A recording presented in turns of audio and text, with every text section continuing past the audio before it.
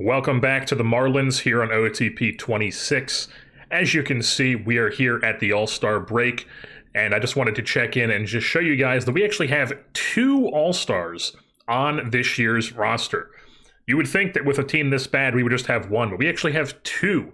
We have nobody from our pitching staff because our pitching has been that bad, but we do have Agustin Ramirez, who is as a catcher. Obviously, we don't look to him in the future to be a catcher, but right now, he is one of the three best catchers according to the All-Star game in the National League. And then we also have CJ Alexander. Somehow, CJ Alexander made the All-Star team. I mean, he's having a good season, but I don't think I expected quite that, but sure. I mean, he is having a really good season, 17 doubles, 12 home runs, 10 swipe bags. He's not walking like it all, but I mean, he's been a really, really good hitter. All right, folks, we have simmed the first two series after the All-Star break, and as you can see, it's been back-to-back sweeps. We sweep the Kansas City Royals at home, 5-2, 1-0, 12-3, and then we sweep the San Diego Padres at home as well, and then we go on a road trip here.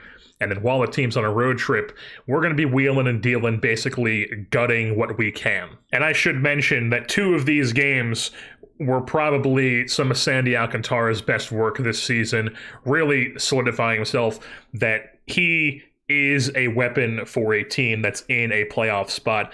Now, you know, the game is not real life. Like in real life, if Sandy Alcantara came out here right before the trade deadline and put up a start like this on a bad Marlins team, and then put up a start like this, 8 innings, 3 hits, 12 Ks, 1 walk, you know, teams would be like, you know, foaming at the mouth to try to get this guy. But we'll see what the trade value is like for him. But we are absolutely going to be looking to trade him here. Just looking at our team salary page here, you can see we don't really have too many expiring contracts. Really, we only have one. We have one expiring contract on the Major League roster, and that is Cal Quantrill, making $3.5 million, and he's just awful. He really has no value whatsoever. I'll even just right now, we'll just go shop player around. Literally give me anything for him. As the handle of my fucking water bottle just snaps off. Yeah, Justin Verlander. Justin Verlander is the only possible thing we could trade for Cal Quantrill, simply because I don't know, he's probably bad. Yeah, he's bad, and he's on a 1-year deal, and he's, you know, almost 43 years old. Not really somebody we're looking to get. So Cal Quantrill, he's just useless. He's just wasting a roster spot. We might just DFA him at some point, to be honest, and just get rid of him. But then as far as guys who actually might have a little bit of trade value that we could possibly look to get just something for, a lot of these guys are not going to get a ton of value, but, you know, we got to try to get something, because we just have a lot of guys who are in like their late 20s. Just a lot of guys who, like I keep harping, are not going to be on the next good Marlins team. Like Sandy Alcantara, he has 2 more years of team control after this. Absolutely someone teams would be interested in trading for. He's definitely got the most trade value among our players, I would imagine. And then it's Jesus Sanchez, who also has 2 years of team control. He's, you know, on paper, he's a solid player, but he's just not playing well for us. I think he's been slightly better as of late. Yeah, in July here as a bench player, he's been better, but you know, hasn't really been playing for us because he was so poor. We have just so many corner outfield options, and he's also one of these guys who's just not playing good defensively for us and not really hitting. So, you know, he's not going to be on the next good Marlins team, so we're going to trade him. And if we can't trade him now, we'll probably trade him in the offseason. Cal Quantrill, we're just going to be, you know, waiving and DFAing him, opening up a spot, bringing up a younger guy to get him in, and just get him some innings. I don't actually know how to pronounce this name. I see how it looks like it's pronounced, but I'm not going to say that out loud. And he is just in AAA for us because he's not good. He was not good in the big leagues with the FIP. He's walking people 14.7% of the time. He's walking 14.7% of batters. He has a single-digit K- walk. He's just not good. Fortunately, he's not super expensive. Now, we are the Marlins, so, you know, $3 million is like it's not like a pretty penny, but, you know, it's not nothing. So, you know, I doubt we were able to get anything for him. We will try, probably, but I doubt it. Edward Cabrera is somebody who is like on the borderline of somebody we could trade. I don't think we're going to trade him this season, but if we're still not good by like season 3 and he's sticking around, we'll probably look to trade him, to be honest.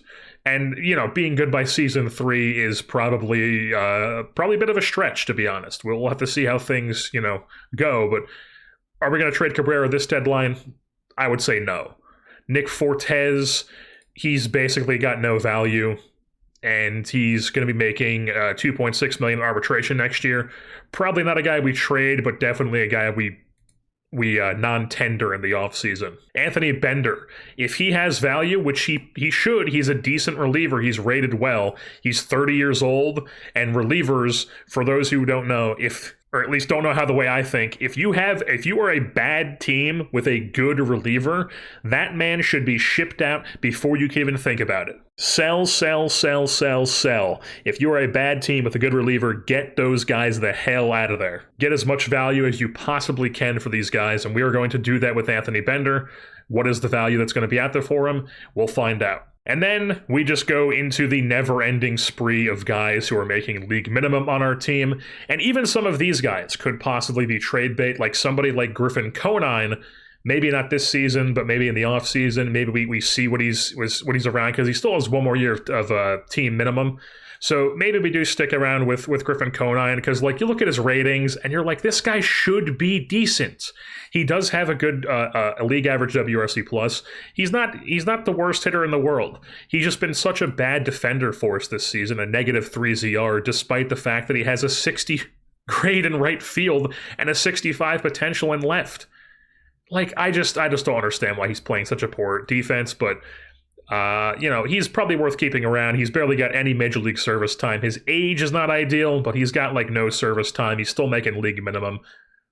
If he doesn't pan out in 2-3 years, maybe we look to move on. But for now, he's probably a guy we are looking to possibly not trade. At least for one more season, I would say. Declan Cronin, is he going to have value? Who knows? Are we going to try to trade him? Probably. Xavier Edwards, we're not going to trade. Calvin Fauché, is he going to have value? Maybe. We'll look to trade him. Absolutely. He's 29, almost 30. He's definitely not going to be on the next good Marlins team. Dax Fulton, we are not trading. Braxton Garrett is currently hurt, and is somebody we might look to trade if he was healthy, but I would like to see him try to be good and then trade him, because trading him while he's, recovering from Tommy John isn't going to exactly get a ton of value. We're not trading Henriquez. Liam Hicks is going to have no trade value. Derek Hill, we're not going to trade. Maybe if there's something out there for him, he could have some value. He could be a guy that, maybe a team is out there looking for. He's a valuable player. We'll have to see. We'll have to see what's out there for Derek Hill, because we might trade him. Troy Johnston's not going to have any value. Justin King's not going to have any value. Otto Lopez is somebody we want to at least give a little bit more run to, probably. Seth Martinez is not going to have any value. Brian Mendoza, we're not going to trade. Matt Mervis is not going to have any value. Maybe he does. We'll try. Max Meyer is currently hurt. We're not going to trade him. Dane Myers, maybe he has value. We'll see. Andrew Nardi, we'll look. We'll look to see if we can get anything for Andrew Nardi. Connor Norby, we're not going to trade. Graham Pauley, we're not going to trade. Yuri Perez, we're not going to trade. Tyler Phillips is already just nothing. We're not going to trade Ramirez. Sobrowski, probably not going to have any value. Sanoja, not going to trade him. Not going to trade Cerna. Not going to trade Soriano. Stowers, maybe. He's just kind of a long list of corner outfields that we have. So maybe we trade him. Maybe we don't. Tinoco, we'll look to trade him, but who knows what his value is. Veneziano has no value. Wagaman has no value. Ryan Weathers, we're not going to... we might trade him in the offseason, or maybe we do trade him. Maybe we do look to trade Ryan Weathers. I don't know. He has 3 years of team control. He's slotted to move up to $3.4 million next season in arbitration. And like I said, we're probably not going to be good for any of these seasons. So do we wait to trade him next season? Do we do it in the offseason? Do we do it now? It probably depends on what we are able to get for him. And then Forrest Whitley is a guy who has no value. Obviously, we've picked him up off waivers. Alrighty, so we have shopped Alcantara for single player prospects. Why I shop single player, because I always get people talk about this every year when I shop single player. Whenever you shop prospect package, they're going to give you guys who are like, they'll basically just give you a package of like 3 guys that all stink, but all their value combined is like the value of like one of these guys, for example. So I like to shop single player and then just kind of look around and see what guys teams are willing to give up, and then kind of just go from there and create my own package based on that. So basically right now we're looking for green ink. The Guardians offering Joey Cantillo. Maybe, maybe not. He's 25, almost 26. Juan Brito's he's an interesting player. Juan Brito could be interesting. You know, not really great anywhere in the field, but he could play like everywhere. He can play first, he can play second, he can play third. He's not going to play short, or he could play corner outfield, all like average level, at least you would think. You know, we have Griffin Conine and guys like that who are putting up negative ZRs. Why should I look at this guy and be like, this guy should be able to play anywhere? Am I supposed to think that anybody who has below a 70 range is just going to be awful? But also, we don't like the fact that his contact is more so avoid K than it is BABIP. We don't like that he has no pop. You know, the eye and gap power is intriguing. He's a switch hitter. You know, definitely intriguing. Jonathan Rodriguez, another corner outfielder who's, you know, about to be in his late 20s. Probably not somebody we're looking to pick up. Yoferi Rodriguez, I don't know if that's actually how you pronounce his first name, but we're just going to go with that for now. 19-year-old in A-ball. Definitely a corner outfielder. Definitely not a center fielder. He's far away from the big leagues, but he's young. We want young guys. We don't want guys who are like 26. Well, you know, I say we don't want guys who are 26, but like, you know, if there's a guy who I think who's good at 26 and has like like a ton of team control, you know, maybe I will look at that guy. But for the most part, I'd prefer somebody who's a bit, you know, not 27 years old. And this guy here, he is performing quite well. He's been in rookie ball and A-ball this year, and he was very good at both stops. Solid WOBA, really good WRC plus. He's got a really solid walk and strikeout rate, and everywhere he goes, really good numbers. He's intriguing. We'll keep an eye on him. The Yankees' best guy they're offering is Everson Pereira. Not really a fan, to be honest. Another corner outfielder. Has strikeout issues, doesn't walk. He's like all home run or bust. The Rays offering some green ink, Brock Jones. Brock Jones is definitely intriguing, has some serious swing and miss issues, but he's got at least 50 BABIP, 50 gap power. The power and eye could potentially both be 60. He's another guy who's more of an elite corner outfielder than he is a center fielder defensively. High baseball IQ, really good speed profile, fly ball hitter, extreme pull. You know, he's got some serious pop. He could be interesting, for sure. The Nationals, on the other hand, the last team that's giving us prospects here, Yoandy, something like that, Morales. He is a first baseman, third baseman. He's a corner infielder with a bat that's like all contact, no strikeout, no swing and miss, makes solid contact, hits doubles, draws a little bit amount of walks, but does not really have the power you would want from a corner infielder. Oh, I've definitely heard of this guy. I've definitely seen this guy play at Miami. Yeah, 100%. See, this is what I'm talking about. You do the prospect package, and this is the stuff that comes back. It's like, hey, give us Alcantara and Derek Hill, and we'll give you Jacob Mizorowski, who, you know, has nasty stuff, also literally just got traded 3 days ago, and now the Orioles are already trying to trade him. Yeah, they just traded him for Ramon Urias, and now they're already trying to dump him off to me 3 days later because, you know, AI trade value stuff, or AI trade management.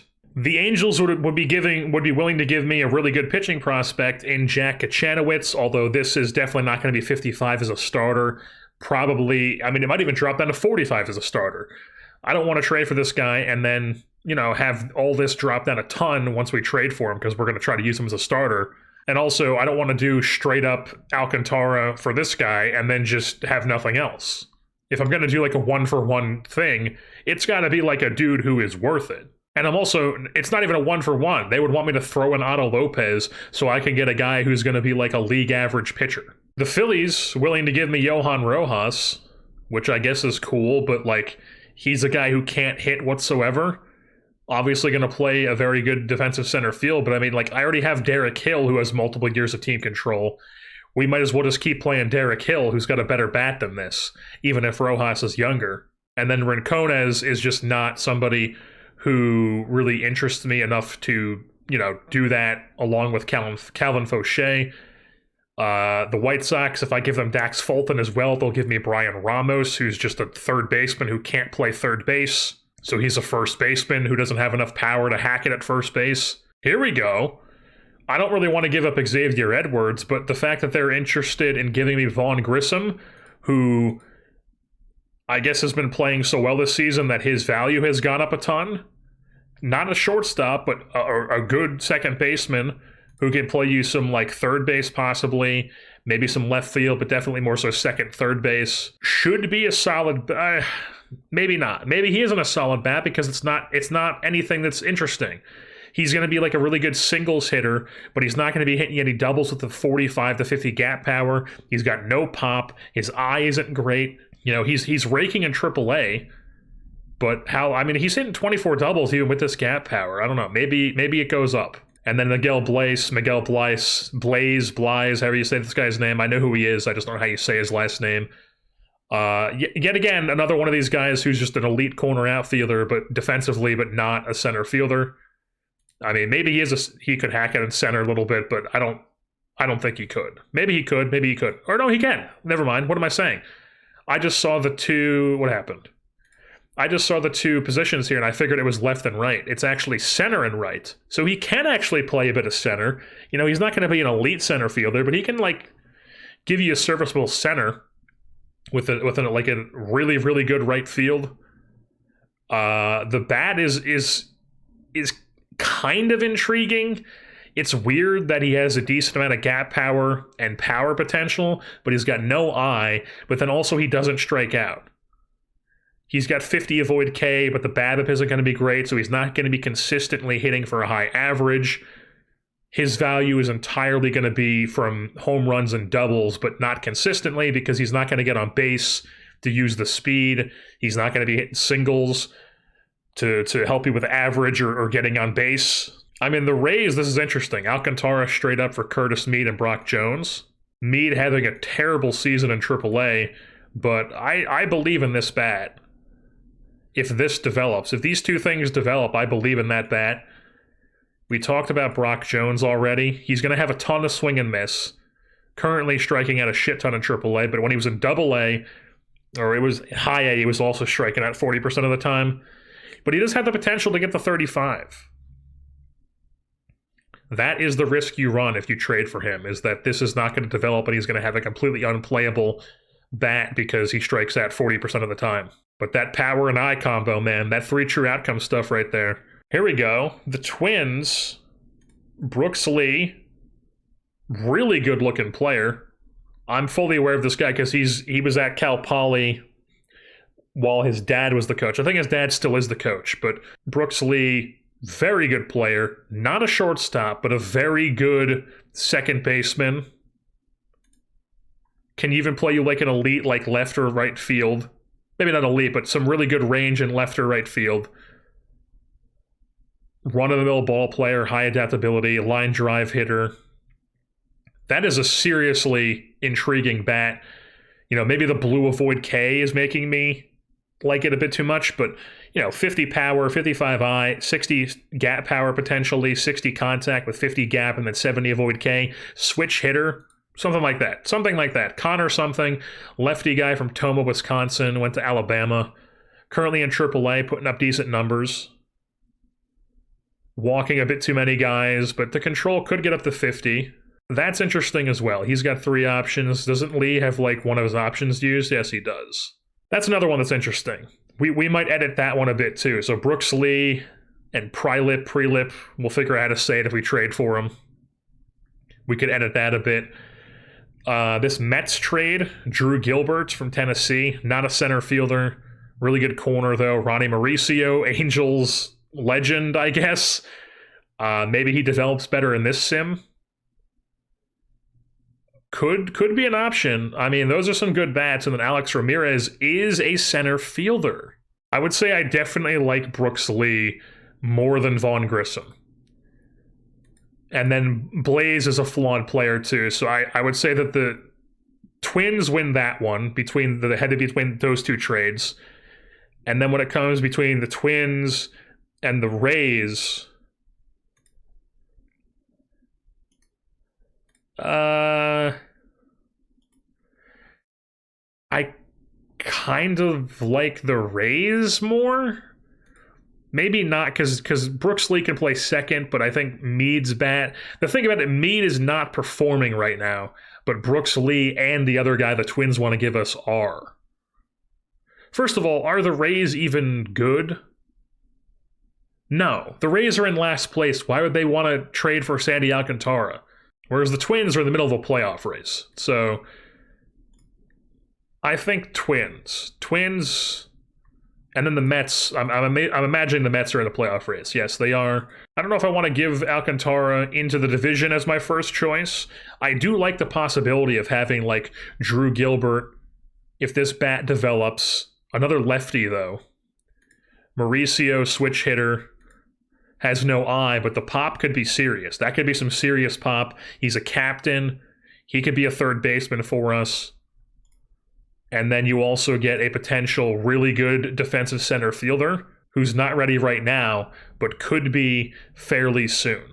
And he has a good speed profile with a potential really good gap power. So I was just curious what's out there as the entire player list, including minor leaguers and free agents. If you sort by infield range, the only two guys with 75 infield range in the entire game, apparently, are Dansby Swanson and Starlin Caba, who is in A-ball for us, tearing things up. He could be on the fast track, folks. Not this season, obviously, but, you know, within a season or two, that's something that's capable. We'll probably let him finish out this season at A-ball. I don't want to, like, you know, mess up his... What is his ZR? He has an 18 ZR in 83 games. Maybe we don't need a shortstop. I mean, we do like a stopgap one, but maybe not a long-term prospect. I will say the Twins have a lot of players that I like. They have a lot of players that I like. Like if we could do something like, not Mickey Gasper, but like something like, how's Julian struggling? Julian is struggling somewhere where we get Edouard Julien. And then we also somehow get, where is he? We also somehow get Kalen Culpepper from this. Nothing that would make that work, but that would be elite stuff. Maybe not Kalen Culpepper because he's probably got huge prospect value, but maybe Edouard Julien. Are you going to rule again? I mean, he's a first baseman. He's not a second baseman. He's a first baseman. So maybe we don't need Edouard Julien. What would make this work? Okay, so they need some, like, serious... They would need one of, like, these guys who we don't want to give up, or Jesus Sanchez. Okay, so it's Jesus Sanchez that makes this deal work, which is not really what... I don't want to give them up in one trade, you know what I mean? Like, I don't want to give them up in the trade together, unless we're getting, like a serious package. So, like, what could Jesus Sanchez get me? The Brewers have some interesting pieces they'd be willing to give up. Brock Wilken, serious power bat. He's definitely just a first baseman, though. First baseman DH. Serious power eye, though. He hasn't really shown it, though. I guess between 3 levels, he's got double digits. Caleb Durbin is interesting, too. Is like a high contact, never strikes out, has some good gap. He gets on base. He can get on base and use the stealing ability. Really good corner outfielder, can give you like some second and third base as well. The Mets once again throw in Drew Gilbert's name in the ring. Really good corner outfielder. Lefty though. I feel like we already have a ton of lefties. Man, Mason Montgomery's got no respect in this game. 40 home runs allowed. Only throwing 94 to 96. Was he not very highly touted going into the season? So if we just do prospect package by itself, The Mets do offer a Mauricio Gilbert deal with Wyatt Hudaful, something like that. Right-handed pitcher. He's whatever. He's a throw-in. The Brewers do offer a deal of Yoferi Rodriguez and Darian Miller, who's just a throw-in nothing. The Twins still do throw in a deal where it's Brooks Lee, Kyle DeBarge, who's definitely more of a second baseman, left fielder, and Peyton Carr. Went to the rich kid High Point University where they teach kids how to do business meetings. Yankees trying to offer me Roderick Arias, who's extreme developmental risk and has I don't like him. I don't like him at all, to be honest. And then Pereira, who's low risk and he's kind of like a similar player. I think I'm looking at the Twins to be the most interesting one. I don't know if I don't want Peyton Carr. Kyle DeBarge maybe we throw in at some point, but I'm not really that interested in him. Maybe we try to get because this pitcher that they were giving us, his movement's not anything good. So the movement is already trying to it's throwing me off. I don't want that. I don't want that movement or the home runs allowed specifically. He's interesting. He can't play shortstop. He doesn't have the arm for it. Does not have the arm for third base. So he's like a solid second baseman who can also give you a solid left field. Is going to be mainly a slap hitter who doesn't strike out. Kind of intriguing, but not anything too special. So we do DeBarge. We also throw in Peyton Eels. Then they're already just hey, we'll do this. What if just to get an arm back in return? I really don't want fly ball pitchers who can't limit home runs. This guy has had a good home run per 9 in AAA. Simeon Woods Richardson he's just going to be a guy who gives up home runs. That's his flaw. Doesn't really have overly nasty stuff. He's just kind of very mediocre across the board. He has no options. If we throw him in, say make it work, we would need to give them a serious player to make it work. This is the best we can get out of these guys for just a straight up Alcantara deal. They just don't want to give up anybody. So even if I add in somebody like Ricardo Olivar here, who's a really intriguing bat who can play the outfield, he can play first base for us too. But even throwing him in and then going make this work is still just hey, give us a legit major league player. This is really the best we could do. It would be Brooks Lee, who is a really good player, has the potential to be a seriously good build-around player in the middle of your order, hitting second for us. Kyle DeBarge, who could be good, could maybe not. Peyton Eels, who I think is intriguing. Cody Funderburk as a lefty to bring in, as just kind of a guy to have. Team controllable, multiple years of team service left, only has 2 options, or still has 2 options left, rather. We need a lefty in the bullpen. He could be interesting. Okay. So if I throw in Gabriel Gonzalez instead of DeBarge, that's just straight up a yes, too. And I like Gabriel Gonzalez way more than I like DeBarge. This is a very intriguing major league bat. If this all develops, 50s across the board, who never strikes out, could play you a decent corner outfield, has some decent speed to his game as well. He just got called up to AA. He's already backed it in high A, where he's playing very well in A ball this season. If I throw in Mike Paredes, it's just already they'll do it. Who is a almost 25-year-old, for whatever reason, is still in high A for them. But he's got intriguing enough ratings. 35 stamina is right on the borderline of maybe he could start.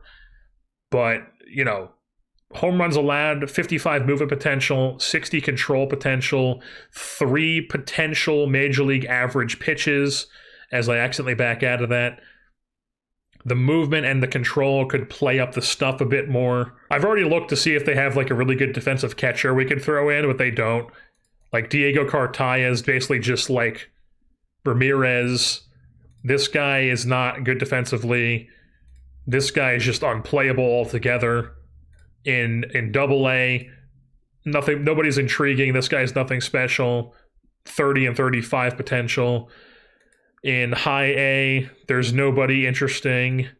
In A-ball, there's nobody interesting. Let me look up what these guys are in real life. So Brooks Lee, no longer a prospect, obviously, because he's gotten some time in the big leagues, 185 plate appearances. He's graduated off the prospect list. Gabriel Gonzalez is only number 17. Eels is not listed, at least I don't think. No, he is. Eels is 22. Funderburk is not a prospect. And Paredes is... he's 25, and he's also not listed. I think this is totally fine. I think we're going to do this. We're going to go Brooks Lee, Gabriel Gonzalez, Peyton Eels, Cody Funderburk, and Mike Paredes as a 5-man for 1 pitcher. Sandy Alcantara is going to go to the Twins, help their rotation, and we get a haul for Alcantara. Just go ahead and go through with it, complete the trade, boom.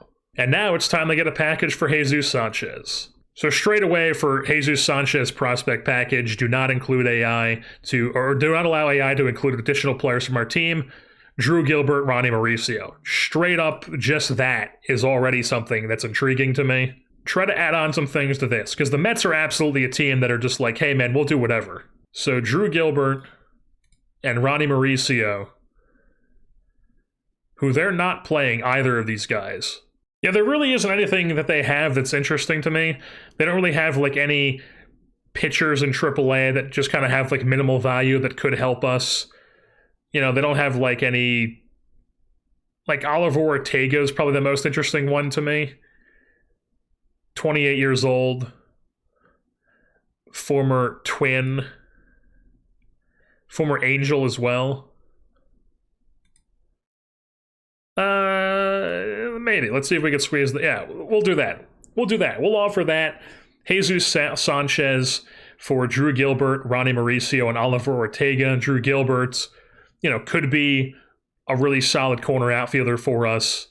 Ronnie Mauricio could be a seriously good power-hitting third baseman for us, switch hitter with 60 potential power. Currently only 50, captain personality class as well.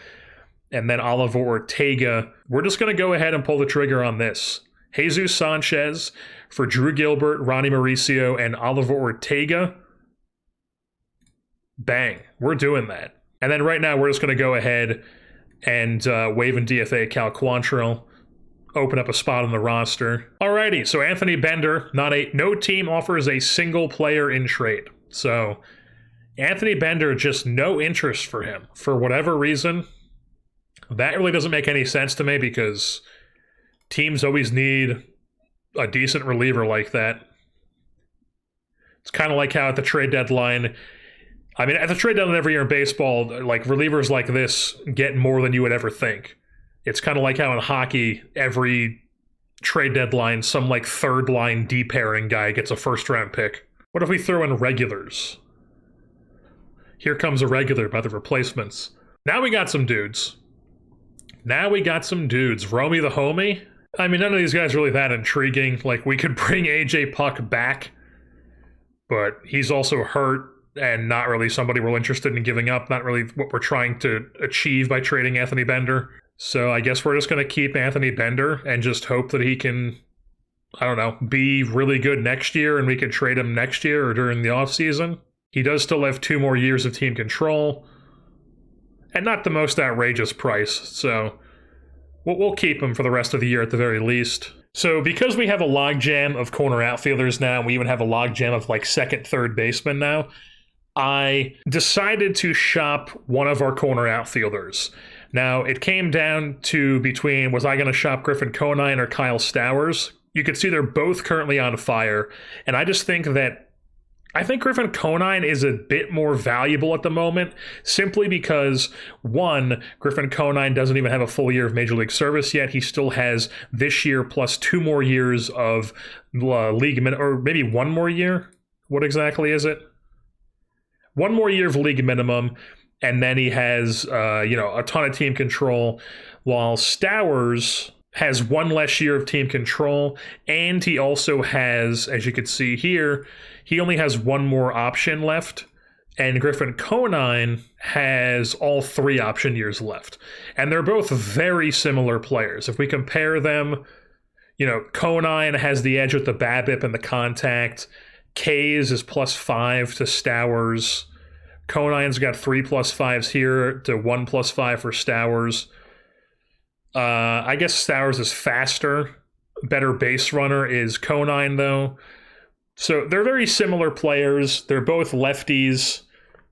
So I think we're just going to stick with Conine, at least for now, and we're going to try to trade Stowers. So I was interested to see what we could get for Kyle Stowers. So we go and shop him. And I didn't even specify a position, but we got Sam Bachman popping up as an option, who is very intriguing as a starting pitcher from the Los Angeles Angels. They don't have him in the big leagues. He's currently splitting this year between AA or high A and AAA for whatever reason.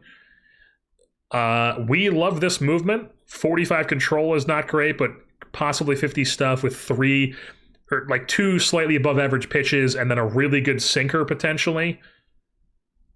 Very intriguing to me. Former first-round pick of theirs out of the Miami University of Ohio. You know, I have to imagine this is simply because of how Stowers has been playing recently. He's currently on fire. He has... I don't know why he's on fire, because he has an 82 WRC plus this month. But he's currently on fire. You saw it. I saw it. We all saw it. Boom. He is currently on a hot streak. You know, pitchers are risky to trade for because at any moment they could just, their elbow goes kaplooey, you get pulled pork. I don't really get why they would want to do this. Like, is Stowers just... So OSA is a bit higher on him than our scout is. What does their outfield situation look like? I mean, they're playing... I guess Soler's probably DHing, Trout's in right field. They're playing Adele in center, even though he's not a center fielder. And then they got Matthew Lugo. And then if you go down to AAA, it's really nobody. So yeah, they could 100% use an outfielder. I'm not going to try to pry anything else from them. We're just going to do this. We're going to do Kyle Stowers straight up for Sam Bachman. And he's going to come over and maybe be a solid pitcher for us. So unfortunately, Andrew Nardi does not seem to have any trade value whatsoever. I've shopped just prospects. I've shopped with regulars added on. I've done the prospect package. Does not matter. I haven't done veterans because I'm not interested in veterans, but he just has no value. For whatever reason, Andrew Nardi has no value, so we're going to be hanging on to him for at least another season or at least into the offseason. Let's also shop Calvin Fauché here and just see what we can get for him, if anything. Basically these same exact offers. So Calvin Fauché also has no trade value, so we're going to be hanging on to both of them for the rest of the season at the very least. And a recap of what we did here with the trades in July. We first traded Sandy Alcantara to the Minnesota Twins for Brooks Lee, Gabriel Gonzalez, Peyton Eales, Cody Funderburk, and Mike Paredes. Brooks Lee is currently with the big league club. Gabriel Gonzalez is currently in AA Pensacola. Peyton Eales is currently in AAA Jacksonville. Cody Funderburk is with the big league club. And then Mike Paredes is with AA Pensacola, at least to start. And then Jesus Sanchez we traded to the New York Mets in return for Drew Gilbert, who is with the big league club at the moment. And then we also traded him for Ronnie Mauricio, also with the big league club playing third base for us, and Oliver Ortega, who is currently in AAA, at least for the moment. We did option Sanoja to AAA just because we had to make some room on the roster. We also traded Kyle Stowers to the Los Angeles Angels for Sam Bachman to be in our starting rotation for now. We also optioned Declan Cronin to AAA for Jordan Balazovic. And then you can see we also claimed another reliever off waivers in Manuel Rodriguez. He was on the Tampa Bay Rays. They waived him. I thought he had some interesting ratings. Throws super hard, has a bunch of green on here, 45 control. Got a bit unlucky this season with a really high BABIP, but the FIP was serviceable. Does not walk a ton of guys, doesn't give up a ton of home runs either. So I figured we would give him a shot. Currently, don't really know where we're going to fit him on the team here because Seth Martinez has actually been good.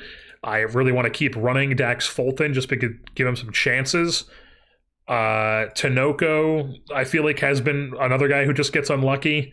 Maybe we just go right away and DFA this guy, or maybe we let Rodriguez sit in the waivers DFA and for the 7 days, and then we see how this guy does through those 7 days, and then we decide what to do with him then. Couple interesting player development updates here. Graham Pauley's been so good for us that his current contact, his current potential and potential I have gone up. His overall rating has improved at first base.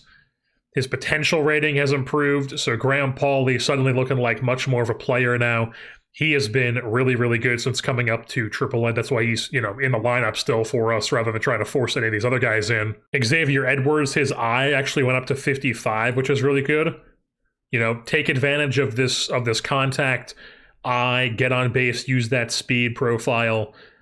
Love to see that. Griffin Conine also has improved his current and potential gap ratings from 50 to 55. So he's got 55 gap and power now, as well as 55 gap, still with the 60 potential. Okay, so I've heard about this. I've seen posts about this in the OOTP development subreddit, or not Reddit, but in forums. What the hell is this? I just simmed to August 1st. And now there's just a bunch of random guys in my minor league organization that are here designated for assignment. I didn't do anything. Why are these guys here? I did not waive any of these guys. And some of these dudes have some potential. This guy's a 45 potential. Why is he on waivers? Some dumb shit the devs put in just to piss people off? What is going on here? Just a little rant here of something that I've noticed with this year's game. 1, this bullshit. Why the fuck is this here? 2, I've talked about this previously in last year's game. Sometimes when you play this game, things just don't feel as snappy. It's kind of like, I don't know how else to describe it other than it feels like mouse lag, low FPS. The game does not feel snappy, clicking on things, backing at it. There's a slight delay. You're dragging names. It just feels clunky. Not how it's supposed to feel. You used to just be able to go to settings, 3D, and then just reselect no limitation, hit OK, and instantly it was back to being snappy, feeling all good and whatnot. This year it's not. It feels the exact same. It doesn't change whatsoever. It'll feel fine when you boot up the game, and then 25 minutes later, it just feels awful. And there's no way to get that feeling back other than just restart the game. So what am I supposed to do? Save and restart every 25 minutes I'm playing OTP? This is not a game you hop on and play for 10-minute sessions. This is a game you hop on and you grind for hours. I haven't seen anybody mention anything like that in any of the forums, so I don't know what's going on. It's not like I have a bad PC either, so it's not like I have Google Chrome open, sucking up a bunch of memory. I don't know what the hell's going on. All I know is that the game does not feel good. Man, even changing this game from windowed to full screen to back to windowed or full, I play in full screen, so I go from full screen to windowed and then back to full screen. Even that doesn't make it refresh and feel snappy again. So I don't know what the hell is the issue. I am once again saying, can there be a single sports game on the market that isn't broken, doesn't have countless issues, isn't just out there to make card-based modes and make people get into gambling, get people addicted to gambling? Can there just be a single one? Alrighty, folks, it is the end of the 2025 campaign here with the Miami Marlins. As you can see, things did not go well as we expected, finishing 69 and 93 on the season. If we go ahead and take a look at the expanded standings, we had a minus 90 run differential, finished the year in a 2-8, and just all around was not a very good team. You can see here the White Sox had the worst record with 103 losses. The Royals had 98 losses, and then we had 93 losses. Then it was the Angels. You can see down here these teams had 90 and 86. The best team in Major League Baseball this year was the Dodgers, who won the NL West. The Cubs won the NL Central with 94 wins. The Mets won the NL East with 94 wins as well. And then back in the American League, the Guardians with 90 wins take the Central, and then the East goes to the Boston Red Sox, eking out the Baltimore Orioles, who also won 92 games. So taking a look at our team stats page, as you can see, like I keep saying, things did not go well this year. We were a bad team, and it's pretty easy to tell just looking at the stats. Month by month, we've looked at this a couple times. We got off that horrible start in April. Things did not really get much better in May. In June, somehow we went positive. We went above 500, 16-10, but then right back to negative, below 500, 12-13, 13-16, and then 10-15 in September to round things out. Just all around, not a good team. And then you take a look at the hitting. We once again were a team that had a decent amount of hits. We were 4th in batting average. We had the 3rd most hits total in the National League. And then we had the 2nd most stolen bases. We were even top 5 in the least amount of strikeouts, and then top 6 in the base running value. But we just did not really get much from it. As far as I see that, is that we're getting hits, we're hitting singles, but we're not hitting extra base hits, only 8th in that. We're not hitting home runs, only 9th in that. We're not walking either, 11th in that. That needs to improve 100%. And then just also, obviously, not scoring runs, which is a big, big thing, obviously. We need to improve our slugging, essentially. We need to improve our extra base hit capability next season. And also getting on base more is something that we would like to be doing. And then when it comes to the pitching side of things, really there is nothing to be hopeful for with any of these stats, except for the fact that we allowed the least amount of home runs, which I feel like is actually kind of impressive because our ballpark is pretty, I think overall, it's pretty not inducive to home runs. Let's just check it, like right now. If we go to the team settings, is it? Yeah, right here. What am I looking at?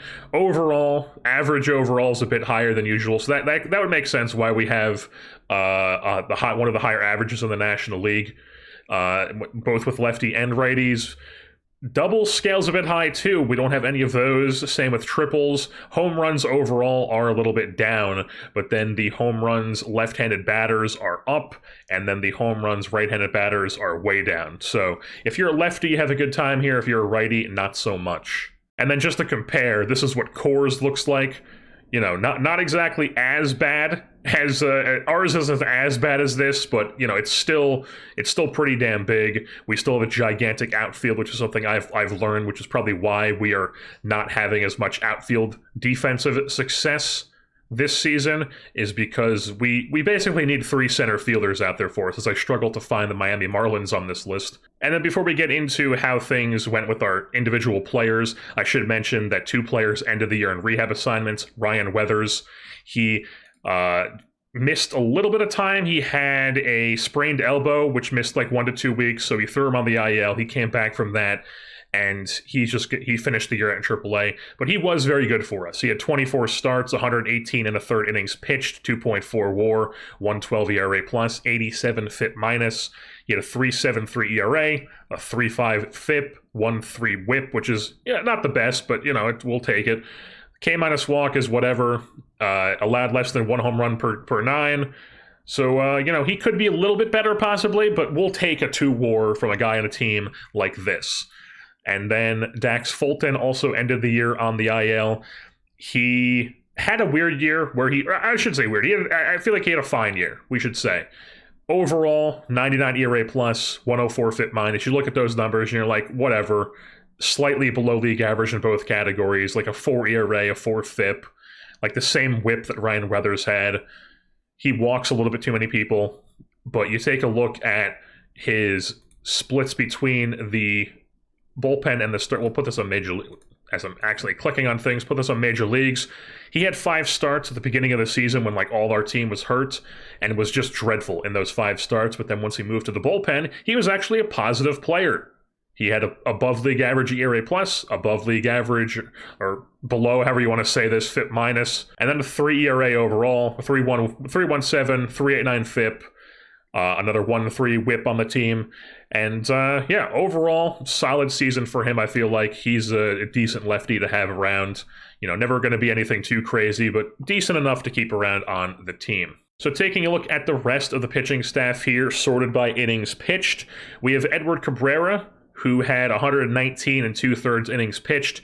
He was just below league average in both his ERA and his FIP. He had a 4.6 ERA, a 5 FIP. He did strike out a decent amount of guys, but he also walked a lot of guys and gave up way too many home runs. 1.7 is just completely unacceptable. He needs to improve that for sure. Brian, I think he did actually have 1 month where he tore it up. Yeah, July. In these 5 starts in July, he was just on fire, but basically everything else he did not do well, especially in August, September. He got rocked. He had a 3.2 home runs per 9 in August, just terrible. Brian Mendoza, he was like kind of serviceable the whole year long, but basically finished with basically the same numbers as Edward Cabrera, except way less strikeouts.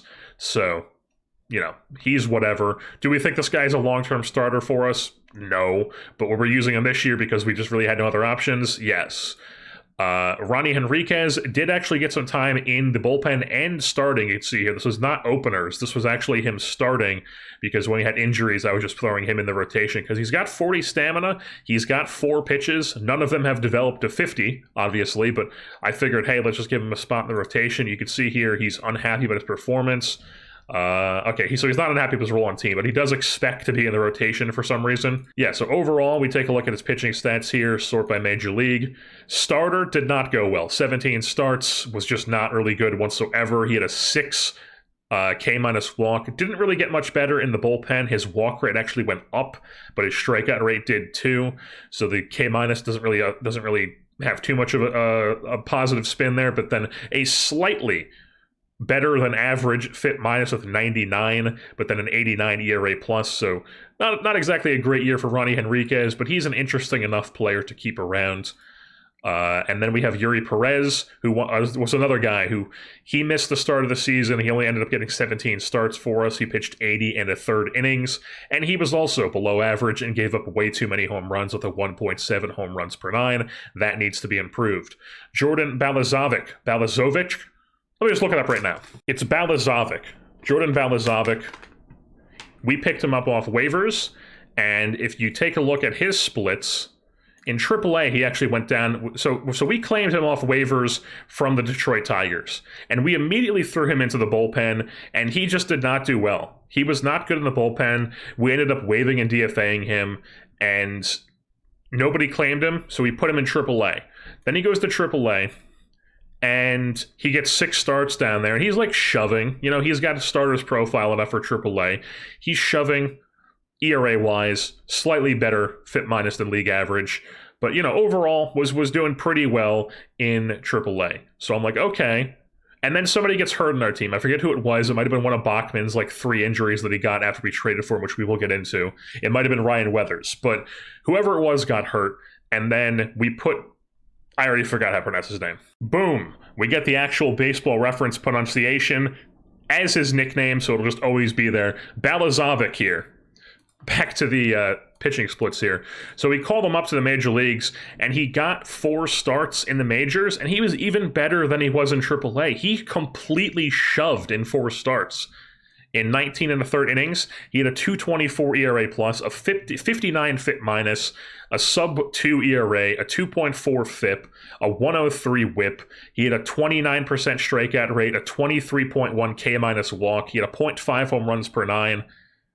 I mean, maybe we found ourselves a scrappy little player here. Now, he has no options, so he's a guy who's not exactly very flexible, but, you know, he'll probably start next year on the team, whether that's in the bullpen or as like our 5th starter, who knows, but probably leaning 5th starter since he did much better in the rotation than he did as a bullpen guy. But we'll see how the offseason goes, but Balazovic here, interesting player. You can see end of the year on fire. Anthony Bender in the bullpen.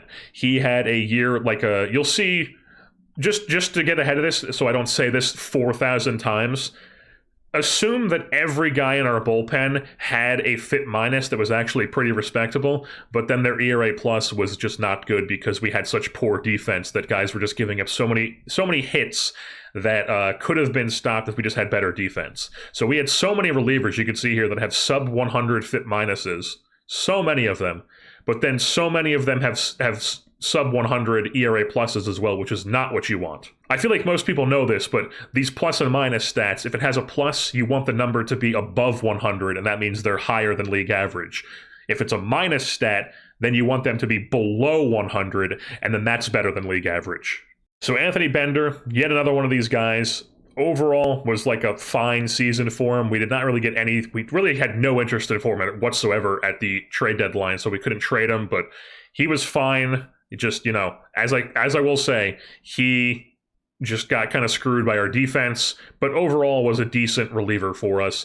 Same with Calvin Fauché. You can see here a 75 ERA plus, but on a 99 FIP, not quite better than league average, but like 1 point better than league average. He was our closer for a good chunk of the season. You could look here. He got 23 saves for us. He had 8 holds and 26 shutdowns. He also had 12 meltdowns. So overall, a more positive player than he was a negative player. And then we have Jesus Tinoco, who was another guy who got screwed. He had a 68 FIP minus, but only a 97 ERA plus, a 4 ERA with a 2.82 FIP.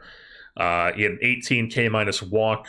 He was a really solid reliever for us. He had a 350 BABIP, though, and just got screwed a lot by the defense. Manuel Rodriguez, you look at these overall numbers, and you're like, wow, he really got screwed. That is actually his combined numbers. So if you look at his stats, we claimed him off waivers from Tampa Bay out there in Ybor City, where they throw killer parties. And in Tampa Bay, he was like slightly better with the FIP than league average, but the ERA he got screwed a ton with. He had a 3.79 BABIP. We claimed him, and he got basically around the same amount of time, 23 2/3 innings pitched, and was really good. A 122 ERA plus, a 70 FIP minus, which is really good, really a lot better than league average. A 291 FIP is the actual number.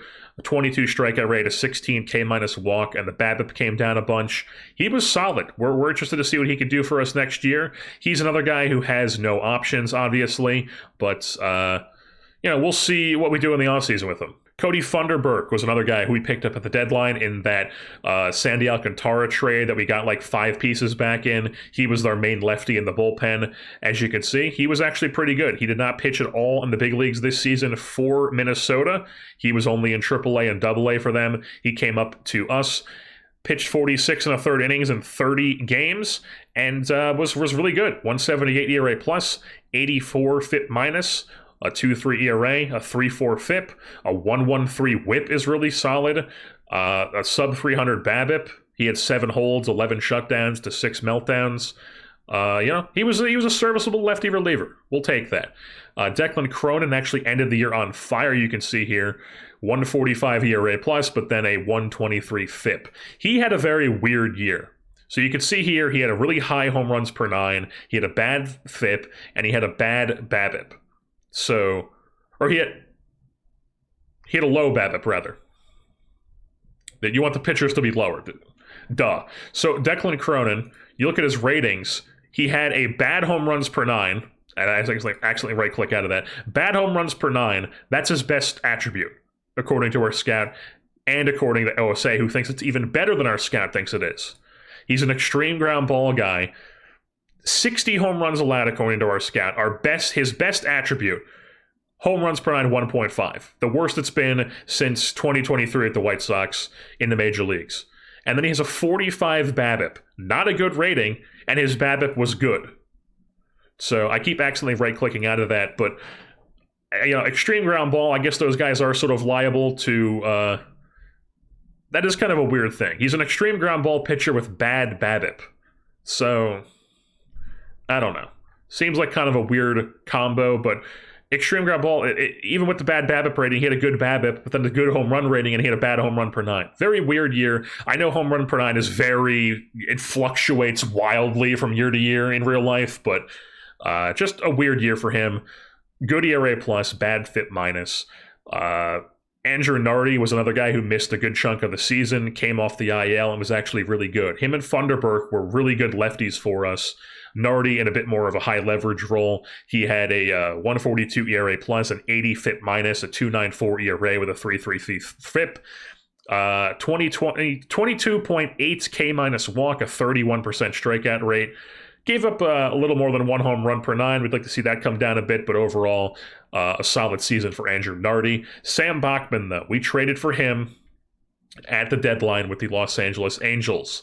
Now, one thing I did not realize, we trade for him in this Kyle Stowers deal because we don't have Kyle Stowers. We don't have a room for him. And by the way, what was he doing? He hit well in Los Angeles, but I'm assuming he did not play well in the field. He did not. Even had a negative ZR in right field with Los Angeles.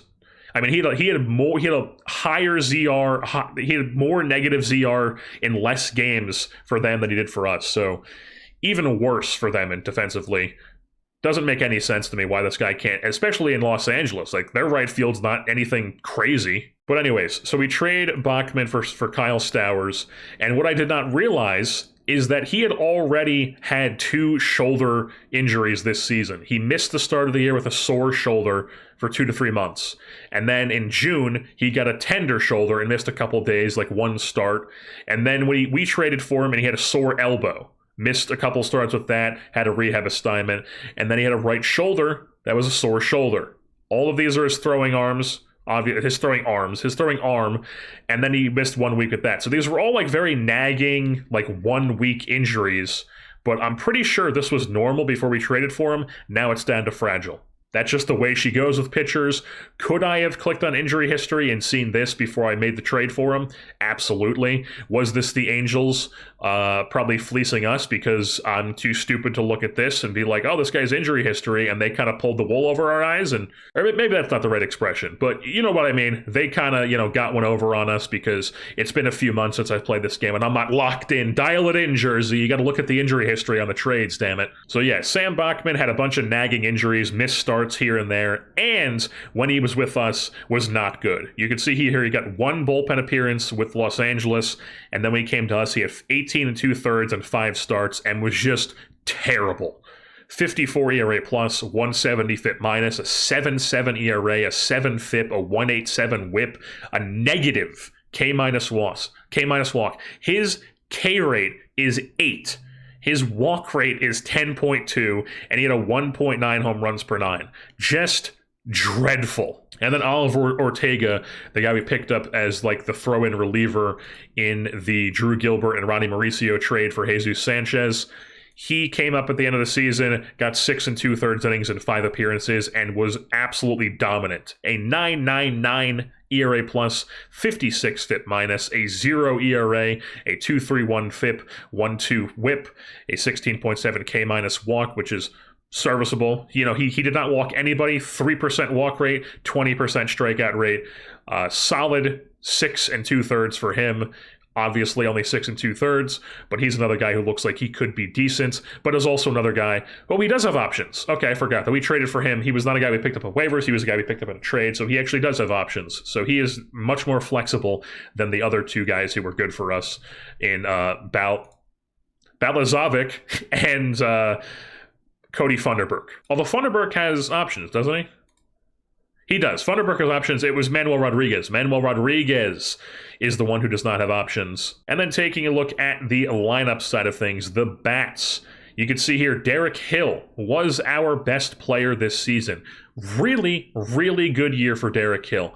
I'm to the point where it's like, should we hang on to gonna be 30 next year, Derek Hill? Or should we try to get a haul for this guy? Coming off a season where he puts up a 4 WAR, a triple-digit WRC plus, 24 doubles, 15 home runs. 22 swipe bags at a 95%, 95.7 success rate, a 15.3 ZR in center field at this park. We're trying to make our defense really good, but this guy, are we going to be good next year even if we keep him? I don't know. We'll have to decide if we want to trade him or not, because he might have some value this offseason. If he doesn't, then we're going to hang on to him. But if he does, it depends on what we get for him, but if the right package is out there, we might be able to swing getting some younger pieces that can help us rather than Derek Hill, who, how many years of team control does he have left? Derek Hill. He has 3 years of team control, but he just had the best season of his career, so he's slotted to go up to 4.4, then 9 million, then 14 million. So yeah, Derek Hill going to get quite expensive the next 3 seasons if we keep him for those. Now, if he has a season like he just had, he is going to be worth that amount of money, but can we trust that he is going to have that season? Or, I am a pretty cynical guy, so I see a season like this and I go, he's probably going to not have a season like that. Can we pencil in a 2 WAR 85 WRC plus season next year? If I had to guess, I would say that's probably more in the line of what we can expect. So, a 2 WAR player, much less valuable than a 4 WAR player. So Derek Hill, we'll highly consider trading him if the right package is out there for him. And then Agustin Ramirez, 3.3 WAR, 114 WRC plus, 20 doubles, 22 home runs. He had a really good year, 26 swipe bags even with a decent success rate. The thing about him, though, not great defensively. 55 framing isn't the worst, but not exactly a high rating. 0.4 framing, 4.55 catcher's ERA. And the thing is, we have so many bats that we want to get in the lineup now that, like, what are we going to do with him? Like, if we move him to DH or first base, then that means Graham Pauley has to move. And where's he going to go? He can really only play DH aside from first base. But then Norby's DHing because we don't have room in the infield for Norby. So it's all kinds of stuff that we have to figure out. But And another thing is, there really aren't that many 60-plus framing catchers out there. So, like, I feel like we're probably better off just trying to train his defense in the offseason in the dev lab, because there's really not that many good catchers out there. If we go ahead and let's just say, so here's a list of catchers. We have a filter set to 60 framing. So all these guys have at least 60 framing. These are all set to be just catchers. And, even if we do trade for one of these guys, like, we're going to have to figure out the logjam if we move Ramirez to first base or DH, it's going to create even more of a logjam with our bats. And is it really worth it to get another good catcher in there? Because there really aren't that many, like, available 60-grade framing catchers you could see. Like, we're not going to get Cal Rowley. We're not going to get Sean Murphy. We're not going to get Francisco Alvarez. Patrick Bailey is going to take a haul to get, and they're probably not giving him up either. Jose Trevino, maybe he's a guy we could possibly get. I mean, they did just sign him to an extension, and he's signed through 2028. Maybe not. Dylan Dingler, maybe he's gettable, but, like, I mean, the Tigers do have him and Jake Rogers. They both have good framing. Maybe one of the Tigers guys are gettable. Jake Rogers is estimated to get $5.5 million, and Dingler is not yet arbitration eligible. So, we would prefer to have a guy like Dingler, but they also would probably prefer to have a guy like Dingler. So maybe we could try to swing a trade for one of the Detroit catchers. Ivan Herrera, we're not going to be able to get him. Alejandro Kirk, they're not going to give up him. Drew Romo, I guess they could theoretically, but Drew Romo, I doubt the Rockies want to give him up. Austin Wells, Yankee starting catcher. Bo Naylor is way too high of a potential to really swing a trade for. He's going to take a haul. Jonah Heim, maybe, but not really. He's also a guy who's going to be quite expensive. Kyle Teal is a big-time prospect. Yasmani Grandal is, 9,000 years old and will be a free agent. All right, so back to going over how the team did. Max Acosta, however you say this guy's last name, 2.1 WAR. He came up at the end of the season, or like around the trade deadline, I should say. Got 246 plate appearances and was really good at the plate. 129 WRC plus, 15 doubles, no home runs though. Only three on the season. Doesn't really walk a ton, but did have a high OBP. Doesn't strike out. He swiped a ton of 15 bags at a really high rate. The thing is, we still have not found a shortstop, because even with all that time at shortstop with a 60 shortstop rating and a 70 range, he just does not play a good shortstop. It wasn't as bad as Xavier Edwards, but still a -2 ZR, not really what you want at shortstop when you're trying to have a good defensive team. And if this guy, like I said, if this guy ends up just being like a good second baseman, we already have a billion of those guys, and we've already got Brooks Lee, and we've already got Connor Norby, who's not even good defensively. We've already got Xavier Edwards. We've already got Otto Lopez. We've already got a bunch of guys who can play second base. Brooks Lee is our long-term plan there at the moment, and he's much, much better of a bat, potentially, than Max Acosta, who kind of like outperformed everything. His BABIP isn't even fully formed yet. Right now, he's like a slap hitter, but, got like a really high BABIP, a 398 BABIP. You cannot expect that to keep running that hot. So we'll have to figure out what his thing is. Maybe he's trade bait. We'll see.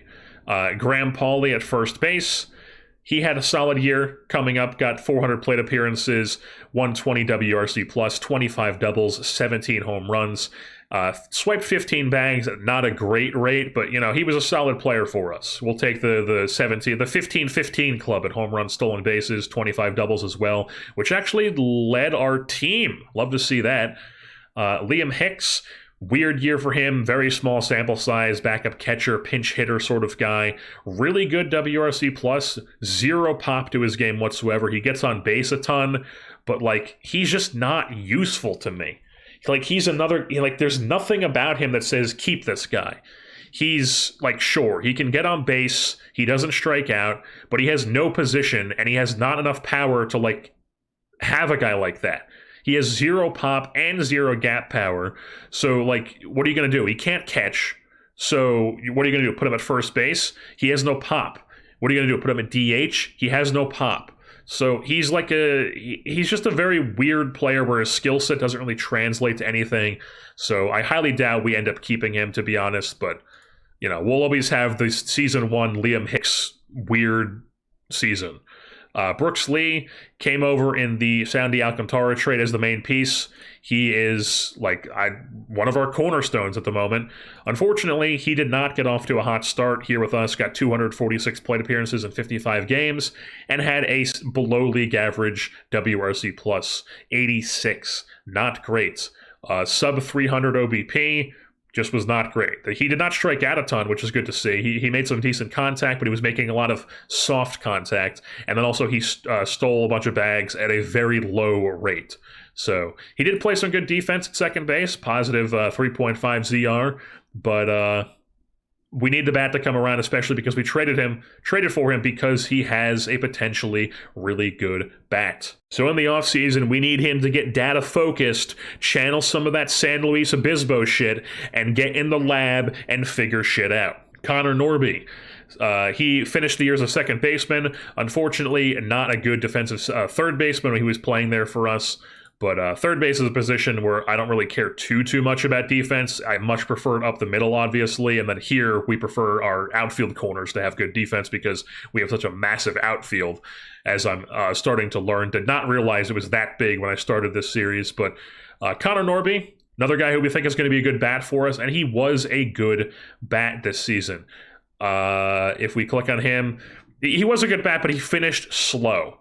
If we take a look at his splits here, April was good, May was like slightly below league average, he struggled in June, tore the cover off the ball in July, was like slightly below league average in August, and then September just had a brutal September.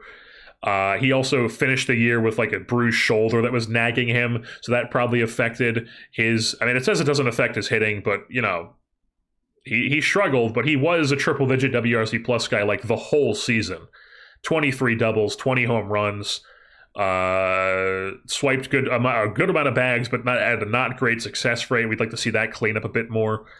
And Connor Norby, you know, keep improving. We love to see it. CJ Alexander was the prototypical guy who is on a bad team making the all-star team, has a really good first couple months, and then completely falls off a cliff. Finishes at exactly league average, 1 WAR player. He had 24 doubles, 16 home runs. I think he had like 16 like in July. Now, like that might have been what he had at the all-star break. We look at his splits here. In April, tore the cover off the ball. May was like whatever. June and July had a 153 and a 145 WRC plus. And then in August and September had a combined 4 home runs and an 88 and then a 37 WRC plus. So CJ Alexander already starting to look more like a bench piece for us, which is good because that'll open up a spot for somebody else in this lineup. But I do still think he is a valuable player. I just don't think he can play in the corners for us because he is definitely not good enough to play outfield. He's just like a corner infield bench bat, lefty off the bench, because he cannot play defense here in Miami, as evidenced by his -3 ZR in left and -6 ZR in right. Now on to Xavier Edwards, who had a really rough year. A sub 100 WRC plus. You know, we don't ever expect him to be a super good bat, but I would like to see him be a good bat, switch hitter. You know, he has the high BABIP and the decent eye enough to like be a guy where you're like, this guy should be an interesting leadoff hitter, but he just really wasn't this year. And then did not have enough juice to stay in the lineup once we made the Brooks Lee and Ronnie Mauricio trades. Became a bench player. So Xavier Edwards might be a guy we look to trade this offseason. We'll have to see. But, you know, we don't have enough spot to play all these guys. You do need depth, though. So we do like to have backups that can, you know, play a lot and be solid players. He did walk a decent amount. He had the highest walk rate on our team, I should say. Really low strikeout rate as well. He's an interesting player. 39 stolen bases. We'd like to see the stolen base rate be better. And the thing about him, though, is that he can't play shortstop, even though he's the shortstop heading into the season. It was a just dreadful shortstop, and he was also a not good second baseman. So where the hell do you play, man? Are you just another corner outfield? Is 60 range enough to play corner outfield here in Miami? Who knows? But we have to figure that out. Does he have a positional home here? Is he good enough anywhere to even play anywhere in Miami? Should we trade him?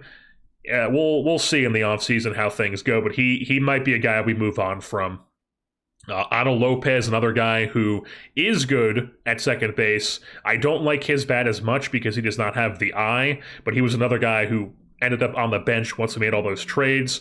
He also not great defense, not really gonna be good enough to play in the outfield here in Miami. He is a good second baseman, but we have Brooks Lee playing second base. So do we keep Edwards around as like the main utility backup guy, or do we keep Otto Lopez around as the main utility backup guy? We'll have to see. One of them will probably be traded this offseason for strengthening other parts of the roster. Ronnie Mauricio got off to a slow start when he came over from the New York Mets, but overall had a solid 224 plate appearances here in his first taste of big league action with the Marlins. He did have a little bit with the Mets in 2023 where he didn't go too well. Did not play in 2024, and then in 2025, he had a good AAA with Syracuse. Really good AAA, 27 home runs, 26 doubles, or not really good, it's 112 WRC plus, and then put up similar WRC plus here in Miami in small sample size, 9 home runs, 8 doubles, swiped bags, but at a horrible rates, and then also was not good defensively at third base, but you know, hopefully we can dial that in and see if we can get the bat to develop up to this 60 power. And also, like, figure out how to steal bases better. Like, you have good stolen base ratings. And then just taking a look at the starter first, Griffin Conine, he ended the year as another one of the starting corner outfielders, and he had a good offensive season, was above league average, 24 doubles, 25 home runs, led the team. He's not a stolen base guy. 65 ribbies because nobody scored any runs on this team. He did have the most runs scored on the team, though, at 77. He's a bit more serviceable of a bat than I thought. The thing is, though, I still think that this glove should be able to play in right field. Like, he has a 60 rating. What do I need a guy to be a 70 rating to play right field here? It's crazy. So maybe he's more of a DH, but we'll see. We'll see how things go. But Griffin Conine's bat is definitely more interesting than I gave him credit for when we started this, and I called him a Nepo baby. You know, maybe there's a bit more to that. But then again, you know, your dad's Jeff Conine. If you don't become a good major league hitter, you've been a complete failure. You at the very least should be a competent major league hitter. And then Drew Gilbert, who came over from the Mets, was our main third outfielder. Did get a decent amount of time, 132 plate appearances, but was not good at the plate. Struggled at the plate, but you know, small-ish sample size, and we still believe in him. And he is a guy that we believe can play the corners. Did not put up a good. He didn't get some time at center, it looks like, which is the main reason why he's getting chunked out of his ZR total. But in left field was positive, and right field was positive in small time. Did not get above 1, but didn't really play too much. But Drew Gilbert, definitely a guy we still believe in and think that he could be. This glove will definitely play in the corners. So we'll see how things go. What the outlook looks in the offseason, what this lineup will look like, what moves we make and shit, and what guys in AAA get called up. And then we also called up Joe Mack here, who got 28 plate appearances. I mean, he had a 3 WRC plus, so such a small sample size, it doesn't even matter. Barely even worth mentioning. And he's also a guy, he's a catcher who has even worse framing than Ramirez, below average framing. He's not a catcher, folks. He's a first baseman who probably doesn't have enough pop to stick around playing first base, and he even expects to start because the guy's out of his fucking mind. So next year, we can expect to get Max Meyer back in our rotation. Hopefully he's not totally screwed by this torn labrum. We'll see what this looks like, all these ratings look like when he comes back. Braxton Garrett, same deal with him. We'll see what this looks like when he comes back from his injury. Both those guys should probably be a part of our pitching staff next year. Robbie Snelling could be a part of our pitching staff as well. His season was cut short in July, start of July. He got radial nerve decompression surgery. You can see here, really struggled in AAA. We sent him to AA where he was shoving, and he was really pissed off about being in AA, and he was pissed off about how poor he was pitching. And we'll see. Hopefully he can develop, but his profile isn't exactly the most intriguing, just like very league average stuff, movement and control. We'll have to see how things go. And then you can see here also Gabriel Gonzalez down in Pensacola, where they party hard with the poppers, pills, and Pepsi. He had a very good AA season for us. He was mainly good in A-ball for Minnesota, but once he came over to Pensacola with the Blue Wahoos, had a 169 WRC plus, 12 doubles, 10 home runs, a 4-digit OPS with a BABIP running pretty hot, but overall still a solid player. Now that I know more about our outfield, though, I am kind of concerned that he's not going to be able to hang in the outfield in Miami, but this bat is definitely still worth keeping around the organization. We'll see how he pans out here in this org. Davison De Los Santos never ended up getting a chance in the big leagues this season. He was very pissed about that fact. But, he had a good year in AAA. 45 home runs, only 20 doubles, but 45 bombs, 121 RBI, scored 82 runs as well.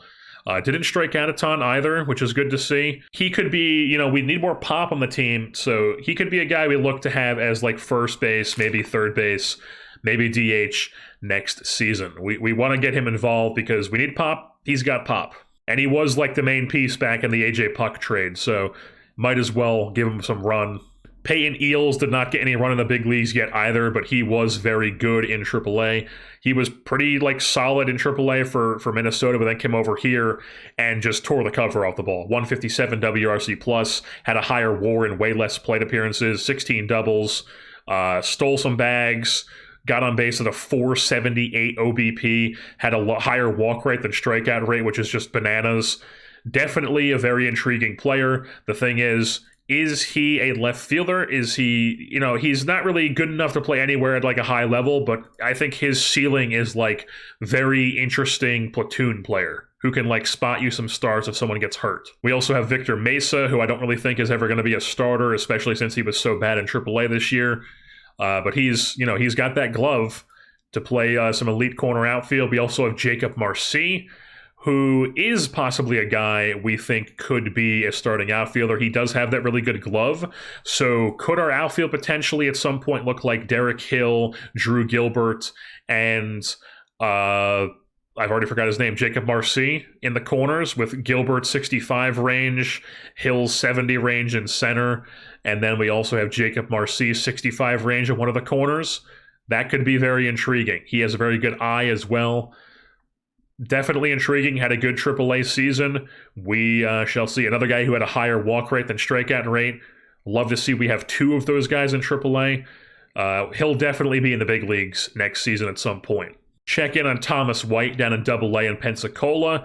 He had a solid season. 3 WAR, above league average ERA plus, better than league average FIP minus.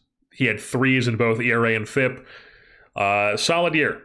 He's 21 years old exactly today. He'll probably start next year, or he will. He will start next year in AAA rather, and we'll see where he goes from there. He's actually currently the 14th prospect in baseball, so we'll see what happens with him next season, but we're definitely very excited about the Massachusetts-born Thomas White. Mike Paredes here, who is one of the pieces we got in the Sandy Alcantara trade, is in AAA right now, or AA right now. He's in Pensacola, and unfortunately, his potential has actually dropped to a 45. It was a 50 when we traded for him, but now it's down to a 45, you can see here. Might have been a fog of war casualty here because we were not able to get the very high accuracy on him until we traded for him, and we just didn't know. So maybe he's not as good as we thought, but he could still be serviceable. We'll have to see. What is he as a starter? Is this still 45? It's still a 45 as a starter. He has the 35 stamina. That's why I thought he would be more interesting than the other guy we were considering from the Twins, because he has the starter potential with the 35 stamina. But we'll just have to see how his career goes. We do have this guy down in Double-A who we kept there the whole season. He gets 63 and 2/3 innings down there. Really shoved. Had a 2 ERA, a 2 FIP, 30% strikeout rate, a 0.3 home run rate, 26 shutdowns, 29 saves. This guy is on the fast track to the major leagues. He might even skip AAA, just go straight to the big leagues for us, or he might be in our bullpen next season. But he is another guy with 35 stamina. Who knows? Maybe he gets some time in this rotation. What would he be as a starter? 45 potential. So he's definitely more of a reliever than he is a starter, but still intriguing enough. Can maybe give you some stopper potential. And just to show you some other guys who are like borderline bench major leaguers who had good minor league seasons for us. Wilfredo Lara here, start of the year in A-ball, was decent. Went up to high A-ball, was not good. Then he was up in Double-A, and he was really good. A 3 WAR, a 136 WRC+.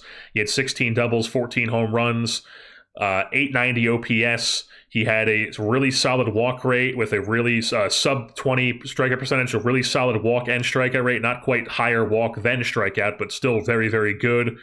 And he looks like he could have a decent bat here. If this all develops, decent major league bench bat, I feel like. You could play second and third base for you in a pinch. 21 years old, still not even 22. Definitely worth keeping an eye on Wilfredo Lara here. And then a little check-in on Noble Meyer here. He spent the whole year in high A-ball because he was just absolutely stinking up the joint down there. He's an extreme development risk guy. He's really not developing. He's not pitching well. He's only 20. He's about to be 21. And we all know, anybody who has watched any sort of series from me on this knows how I feel about pitchers. They are not good assets to have. Prospect pitchers are just so extremely volatile. He could throw one game, blow out his arm, and he's just never the same. You could trade for a guy, he pitches 2 starts, and then he's just gone. His elbow goes kaplooey, he's got pulled pork in there, and then nothing happens. So Noble Meyer, he's already has the extreme development risk. You know, he could potentially be a really good starter for us, but do we trust that he's going to develop, or do we possibly try to flip him for maybe a more major league ready piece in this offseason? We'll have to see. He's also from Westland, Oregon, I'm seeing, which is where Peyton Pritchard and Chael Sonnen are both from. We also have this Massachusetts-born man who went to the University of Maryland, who we had in high A this whole year. I probably could have called him with a Double-A, but I guess I kind of just lost track of him. But he was really solid in AAA or high A this year. He will start, we'll just do it right now. He'll start next year in Double-A. I have him locked. He's one of the guys I'm keeping an eye on. Definitely going to have some control issues. He's never going to walk like a tiny amount of guys, but he does have the ability to strike out a decent amount. His slider potential is like insane. He could have a 75 grade slider with a 60 grade sinker. That would be fantastic. He could come up and be a very solid reliever for us. Hopefully he keeps developing. PJ Morlando here, no clue what his deal is. He was a guy who started the year in A-ball, was like performing around league average, and then even when he was in A-ball, he was super pissed about his role on team.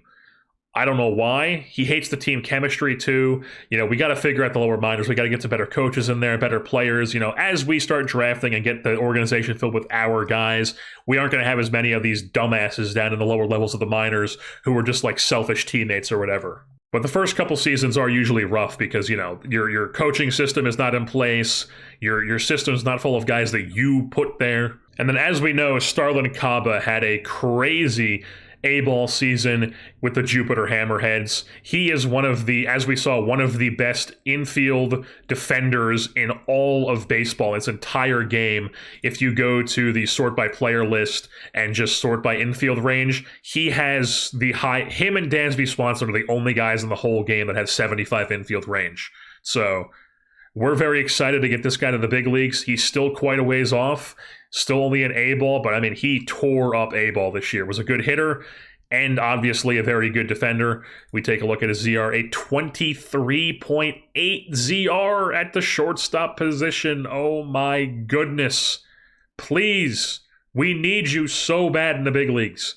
Get up there by 21, please, please. But yeah, next season he'll probably, we'll just do it right now. Next season he'll probably start at high A. And then hopefully he works his way up to Double-A at some point. And then just a quick look at some of the guys we drafted here in 2025. We have a short list that is just guys that we took here, the 2025 draft short list. And then we have the usual just prospects one, which is just all the rest of the dudes. But here, sort of by potential, Brendan Summerhill, our first-round pick, 7th overall. He was an A-ball, and he was, like, serviceable, 95 WRC plus, decent enough year. We shall see how his career goes. Then A.J. Russell started the year in Jupiter as well. He had 10 starts and was really good. What else can you want from a guy? He was really good in 10 starts as a college pitcher out of the University of Tennessee. He was like our comp pick, the 43rd overall pick in the first round. Love to see it. Keep pitching well. Don't get hurt, please. Tucker Bivin. He's an interesting player because he's actually up to a 50 potential. He was a 45 when we drafted him. He also had a very good 9 starts in A-ball out of the University of Louisville. And he also added a sinker. It's not a very good pitch, but he did add a sinker. If we go to his scouting report here, in August, he added a sinker to his repertoire, as well as had some pluses to his current movement and his overall and potential rating. So Tucker Bivin, very interesting player that we are looking to develop here. Also, do not get hurt, please. Ethan Darden here also had a good 10 starts in Jupiter, lefty-lefty at a Clemson University, as a potential like finesse lefty sort of guy. He was solid. Hopefully he can keep developing, maybe get some TCR bumps to make this look even better. Because right now it's really not the most intriguing of profiles, but you know, who knows what happens. Ethan Darden, please keep developing and please do not get hurt. I am once again asking, what the hell is this? Why are these guys, why is Tucker Bivin on waivers? What is this? And then just a quick little roundup of around the league here to get a sense of how things went in 2025. I doubt we're going to have a lot of players listed, if any, on any of these categories, but just a quick little run through. Ronald Acuna Jr. leads the league in batting average. The National League leader was Rafi Devers, who had a huge season, hit 312, hit 48 home runs, which is most in Major League Baseball. Him, Judge, and Brent Rooker all had 40+. 148 ribbies for Rafi Devers. Led the league in slugging percentage as well. Acuna led the National League in slugging. OPS was once again Acuna and Devers leading their respective leagues, both monster seasons for them. Buxton drove in a ton of runs, which means Byron Buxton played 152 games. That is crazy. Does he start out as fragile now? Wasn't he always starting out as wrecked? I don't know if he played a season so it went up to fragile, but who knows? Byron Buxton actually played a whole season. Good for him. Wait a minute. Yeimer Candelario with 122 ribbies. He was a good hitter. Okay. Yeimer Candelario with 80 gap power. Crazy year for him with the Cincinnati Reds. Maybe it won't be a completely awful contract for him in Cincinnati. A 421 OBP for Acuna, a 410 for Soto, 403 for Freeman. Zach Neto, baby, top 5. Love to see it. Lindor led all of Major League Baseball with an 8.1 WAR. Among hitters, that is. Doubles, Rafi Devers just peppering the green monster out there in left field. And then also Lawrence Butler of the Athletics here, top 5 in doubles. Ellie De La Cruz and Victor Robles both have 50 stolen bases for their respective teams. Brenton Doyle, top 5 in stolen bases. Ezekiel Tovar leading the league in strikeouts. Yikes. Really good defensive season, though. Really good defensive shortstop out there in Colorado, but striking out a ton. Juan Soto, just like we remember from last year with the Angels, just leading in the counting stats based on balls by an absolute ton. And now taking a look at the pitching side of things, already I'm just seeing a lot of Tarek Skubal, just all over the place. ERA leader. Brian Wu, top 3, another Cal Poly guy. He probably played with Brooks Lee, to be honest. Not that Brian Wu was good at Cal Poly, but you know, another Cal Poly guy, top 3 in ERA. You also have Logan Gilbert there, 4th. Jamison Tyone, top 5 in ERA. Sandy Alcantara actually does finish the year number 1, tied with 3 other players in DeGrom, Logan Gilbert, and Yamamoto for wins with 16. Yeah, he was really good with the Twins. What were his... What are we doing? Basic pitching stats. He had 6 wins with us, 10 wins with... Or no, he had 10 wins with us. He went 6-1 with Minnesota. So, yeah, really good for them down the stretch. The Houston Astros had a starter who had 21 losses.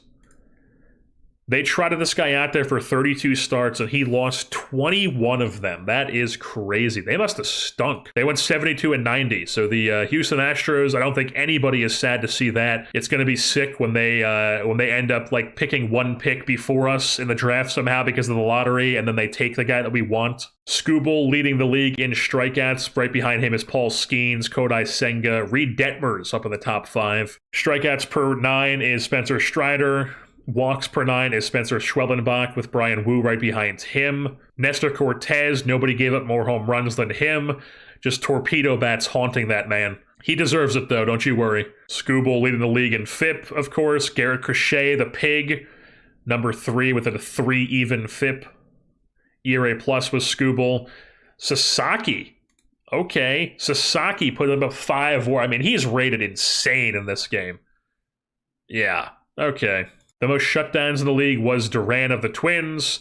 You also had Ryan Walker here of the Giants in second place, so that to scroll all the way back down. Trevor McGill, in third. Devin Williams, and then Keegan Akin, top 5 in shutdowns.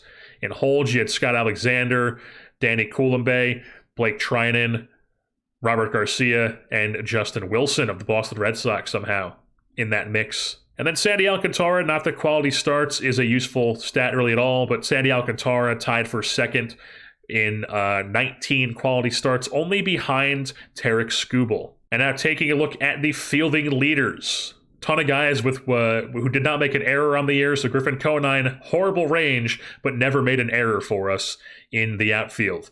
While Xavier Edwards, all he did was make errors. Him and Ezekiel Tovar, but Ezekiel Tovar, errors are kind of an interesting stat because they don't really tell the whole story. Errors are what like your 55-year-old dad looks at and goes, this guy sucks, he's got a ton of errors. But what actually happens is that a guy like this gets a ton of errors with his 15 ZR because he has such insane range that when the 60-year-old guy tallying stats and doing the scoring at that game that day sees Ezekiel Tovar get to a ball that he has no business getting to, but then like muffs it or something because it's an insanely hard play to make, he goes, oh, well, he got to it, so that's an error. It's like hits in hockey, you know? The best ZR in Major League Baseball belonged to Francisco Lindor with a 24.1 ZR. Lawrence Butler also out there putting up a 19 ZR in right field. That is crazy. He's from New Jersey? I had no idea. Okay, well, it seems to me like he's a Jason Hayward type New Jersey guy. Born in New Jersey, grew up in Georgia. You know, I will say, obviously, you're not going to see Ramirez in any of these like catcher ZRA or framing runs or anything like that. Or defensive efficiency, range, you're not going to see him here. But you also don't see him in caught stealing percentage. You also don't see him in passed balls. So it's not like he's out there just being a horrible defensive catcher. He's just kind of not giving you any value defensively. And I am seeing a lot of Jake Rogers here. He led the league in defensive efficiency. He was not in caught stealing, but he was 4th in range. He was 5th in catcher's ERA, 3rd in framing runs. So maybe Jake Rogers would be an interesting pickup for us. He would be very expensive for a team like us, but you know, maybe he is a guy we look to be picking up here and help our pitching staff. It's not quite the end of the playoffs quite yet, but we're just keeping an eye on the waiver wire here as the playoffs are going out. And Angel Perdomo got waived by the Los Angeles Dodgers. Is he a Dodger in real life? No, he got traded to the Dodgers from the Angels in exchange for Mike Sirota from Northeastern. I know that because I'm a college baseball sicko. And of course, it doesn't show me there when I back out of that page. Mike Sirota and Jesus Luna, who's like a whatever prospect. And then, was he good with the Dodgers? He was fine in 8 2/3 with the Dodgers. And then they waived him. So I was like, this guy has some crazy stats. Not going to control the ball, obviously, but he is outspoken as well. But he's, instantly one of our filthiest relievers, lefty as well. Figured he was worth a claim on. He's still arbitration eligible. He's projected to get like 1.1 million. It seemed like a no-brainer to me. Also, isn't it Angel? Did I say Angel or Angel? It's definitely Angel. Folks, it's the end of the playoffs, and the Seattle Mariners have done it. I know I have multiple people watching this series who are hyped that this is happening. Celebrate all you. Lions, one of you out there, Burns. Seattle Mariners are World Series champions here in 2025, taking out the Chicago Cubs. What a crazy playoffs. The Dodgers lose in the first round to the Cincinnati Reds coming out of the wild card. You got the Brewers-Cubs wild card series too. Cubs going all the way to the series from the wild card. And this series was knotted up at 2 games apiece. The Cubs came out firing 9-0 game 1. Then the Mariners won back-to-back close games. Then the Cubs win 1. And then the Mariners close it out with 2 games where they score 8 runs and 10 runs. Because those are the Mariners we all know and love, scoring runs, baby. With a 96 win, Seattle Mariners are your World Series champions. Let's just take a quick look at this team. They did win the West this season. You take a look at how they did during the regular season. Had a crazy month of May. They were actually below 500 in August, but every other month they were a winning team. And their bats weren't really anything to... They had a really good WAR. They walked a ton. They stole a ton of bases. Yeah, they got on base and they stole a ton. But none of this other stuff is really impressive at all. They didn't hit home runs, they didn't hit doubles, they didn't get hits in general, but somehow they score enough runs with this offense that just gets on base and swipes bags. And then the pitching, obviously, it's Seattle. I mean, the best ERA, the best starters ERA, the best bullpen ERA, the least amount of runs allowed, the second best WAR, top 5 in opponent's average, 4th in hits allowed, 2nd in home runs allowed, the least amount of walks. Don't strike out a ton of guys. They played solid defense as well. Pitching and defense, baby. And then in the playoffs, the offense just comes together for them. And they make it all the way and win the goddamn thing. So Logan Gilbert goes 200 innings for them this year, 5 WAR. Let's just sort by WAR. Logan Gilbert was a 5 WAR guy, 3 WAR guy, 3.6 Bryce Miller, 2.8 Brian Wu. Gregory Santos was good in the bullpen for him. Dennis Santana was as well. Andres Munoz throwing cheese, being really good as well. Kyle Finnegan was serviceable. Jackson Kowar was not. Matt Brash was good for them, the Canadian, who went to Niagara, up in upstate New York. And then Gabe Spire, Taylor Saucedo, and Trevor Gott were like whatever, but the staff, very good, propels them to the playoffs. And then in the lineups, you got Julio with a 7.3 WAR, 143 WRC plus, 30 home runs, 26 doubles, 33 swipe bags, a 30-30 season for Julio. Cal Raleigh is 5 WAR player, 125 WRC plus, 30 home runs for him. Okay, so they do actually have his extension. I forget if his extension was before or after the season, or what extensions are actually in this game and not. Like, I'm not sure if Vladdy's extension is in. I'm not sure if Christian Campbell's extension is in. And those ones happened into the season. So if they're not as a part of like the roster that I'm using for whenever I started, I don't know if I really want to go in and edit them, because in real life they happened after the season started. So that's just a different universe than what we're playing through here. But anyways, Victor Robles in this universe did not destroy his shoulder trying to do some crazy Superman shit diving into the fence or the netting in San Francisco. Ends the year on fire, puts up a 4 WAR if you round up. League average hitter, 40 doubles, 52 swiped bags. Crazy year for him. J.P. Crawford puts together a good year. Randy Arozarena puts together a decent year. Jorge Soler, who I guess they traded for at the deadline from the Angels. Yes, indeed, they got him, and he was on fire for them. A 150 WRC plus. Could you even imagine how insane social media would be going if Jorge Soler did it again? If he came in as a trade deadline acquisition and just ran a team to the World Series, hitting Soler bombs in the playoffs and down the stretch. Luke Raley put together a solid year. Jorge Polanco was like not great, but good enough. Rowdy Tellez even gave them some decent production.